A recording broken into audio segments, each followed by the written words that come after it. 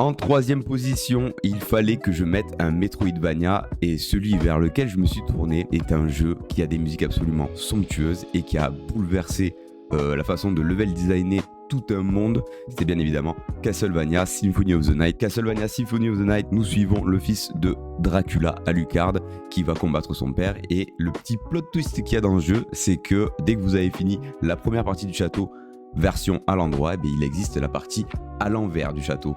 Et je trouve que pour l'époque, c'est absolument somptueux et les musiques sont absolument géniales. On part sur une licence qui me tient particulièrement à cœur. C'est une licence de RPG, une des plus connues, si ce n'est la plus connue, c'est bien évidemment Final Fantasy, et tout particulièrement Final Fantasy VII. Beaucoup trop d'émotions, je pense qu'on connaît tous.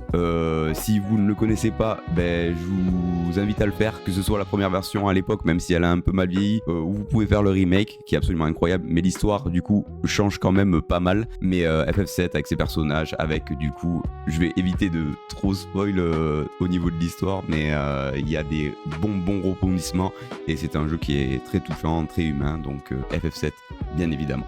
En numéro 1, je vais mettre une licence qui m'a accompagné dès mes premiers pas, qui n'est d'autre que Zelda. Et bien évidemment, j'ai hésité entre Majora et Ocarina, mais j'ai choisi Ocarina of Time.